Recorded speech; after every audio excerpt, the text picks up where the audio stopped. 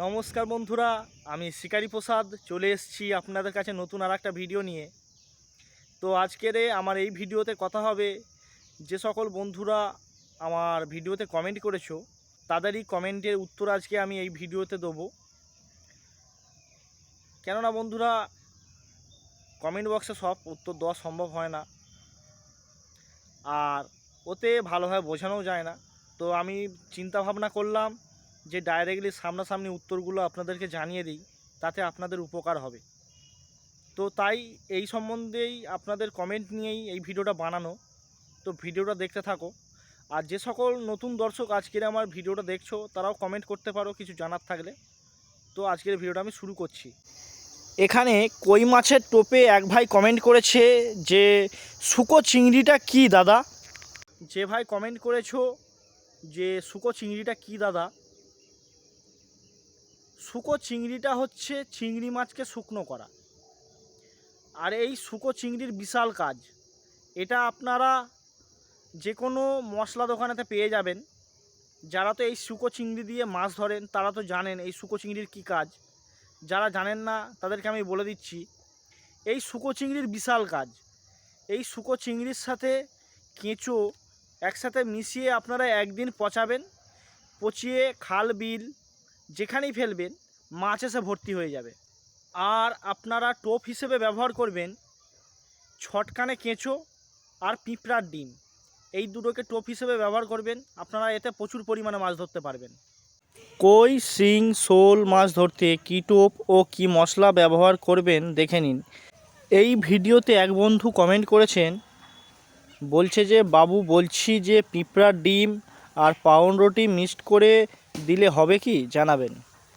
এই ভিডিওতে আরও একজন কমেন্ট করেছে যে বলছে মশলাটা ফেলার কতক্ষণ পর থেকে ছিপ ফেলবো। পরে আর একটা কমেন্ট করেছে, বলছি মশলাটা কি মাটির সাথে ব্যবহার করব।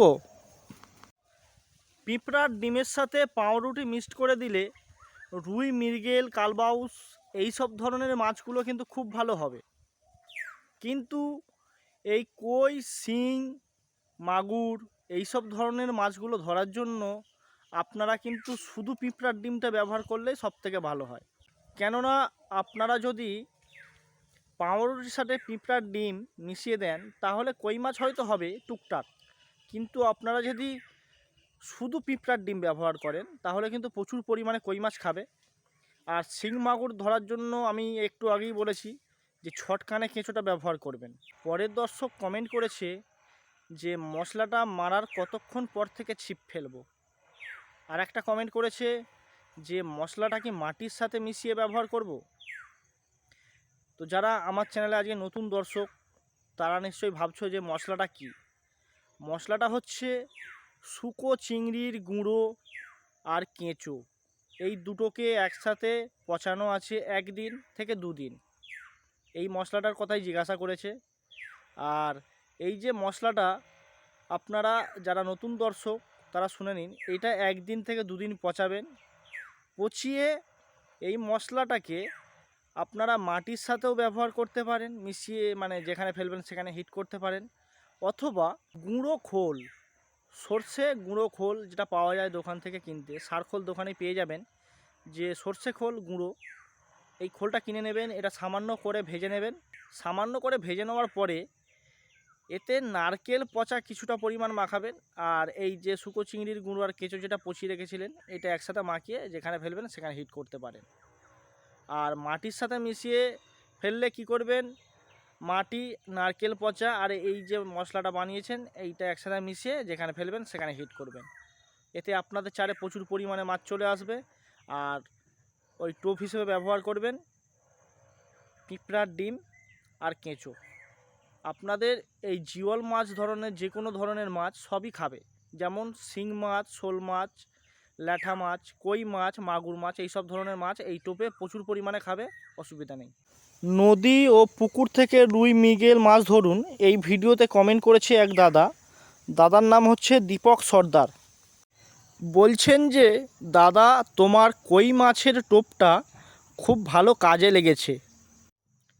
তো আপনারা যারা নতুন দর্শক তারা তো শুনলেন এই যে দীপক সর্দার কি বলল।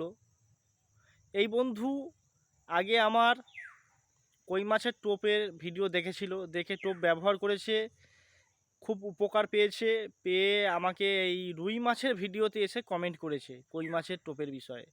তো দাদা, আপনাকে অসংখ্য ধন্যবাদ যে আপনি আমার টোপ ব্যবহার করেছেন, ব্যবহার করে ভালো উপকার পেয়েছেন।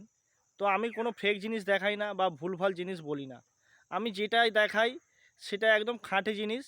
তো সেই জিনিসটা ব্যবহার করলে আপনারা অবশ্যই মাছ ধরতে পারবেন। আর আপনারা যারা নতুন দর্শক তারা আমার এই টোপ ব্যবহার করুন, ব্যবহার করে আমাকে কমেন্টে জানাবেন। তো বন্ধুরা, আজকের এই ভিডিওটা আমি আর বেশি বাড়াবো না, আজকের ভিডিওটা আমি এখানেই শেষ করে দিচ্ছি। তো গুড বাই, সবাই ভালো থেকো, সুস্থ থেকো, আবার নতুন ভিডিও নিয়ে আমি আসছি। টাটা।